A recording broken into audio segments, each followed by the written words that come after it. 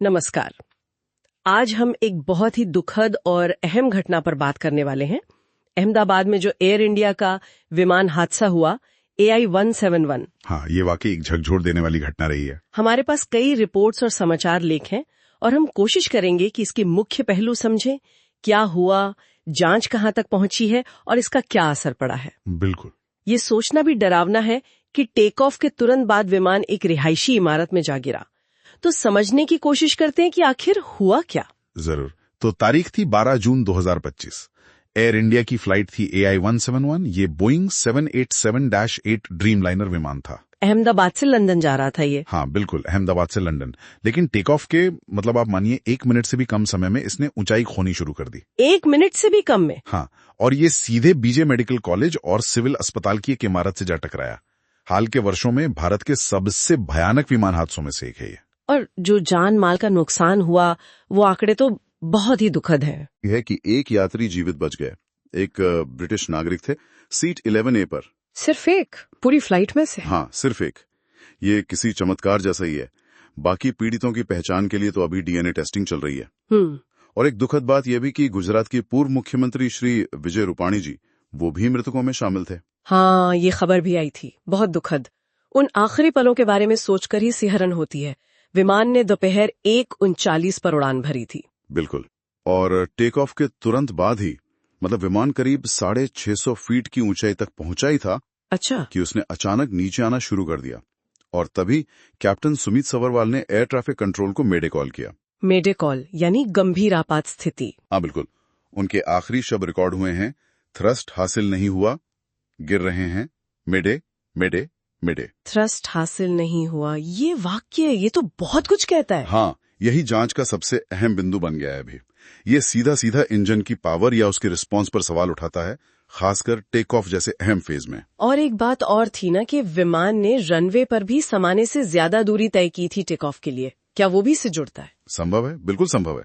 ये भी जांच का एक हिस्सा है। अच्छी बात यह है कि कॉकपिट वॉइस रिकॉर्डर CVR, हाँ, और फ्लाइट डेटा रिकॉर्डर FDR, यानी जो ब्लैक बॉक्स कहलाते हैं, वो मिल गए हैं। अच्छा, वो बरामद हो गए? हाँ, वो मिल गए हैं और उनका एनालिसिस चल रहा है। इससे पता चलेगा कि असल में क्या हुआ था, सीक्वेंस क्या था घटनाओं का। लेकिन शुरुआती शक इसी पर है, इंजन थ्रस्ट प्रॉब्लम। पायलट के आखिरी शब्द और वो लंबा रनवे रोल, दोनों इसी तरफ इशारा कर रहे हैं। बिल्कुल। अच्छा, क्योंकि ये बोइंग विमान था, अमेरिका में बना हुआ, तो क्या अंतर्राष्ट्रीय एजेंसियां भी जांच में शामिल हैं? हाँ, ये सामान्य प्रक्रिया है ऐसी बड़ी दुर्घटनाओं में।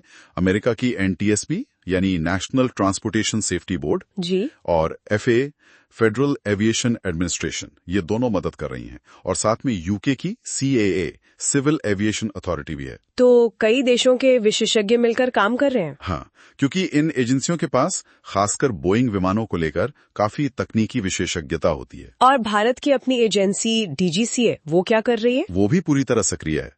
DGCA ने एयर इंडिया से पायलट और डिस्पैचर दोनों के ट्रेनिंग रिकॉर्ड्स मांगे हैं। अच्छा। और साथ ही देश के जितने भी फ्लाइंग स्कूल हैं, सबको निर्देश दिया है कि वो अपने ट्रेनिंग स्टैंडर्ड्स और नियमों के पालन की समीक्षा करें। वो भी इसे बहुत गंभीरता से ले रहे हैं। ये जरूरी भी है। इस हादसे के बाद सरकार और बाकी लोगों की तरफ से क्या प्रतिक्रिया आई है? देखो, पहली प्राथमिकता तो प्रेतों की पहचान करके उनके पार्थिव शरीर परिवारों को सौंपना है। वो काम चल रहा है। हाँ। सरकार ने एक उच्च स्तरीय समिति बनाई है जांच के लिए। उम्मीद है कि 3 महीने में उसकी शुरुआती रिपोर्ट आ जाएगी।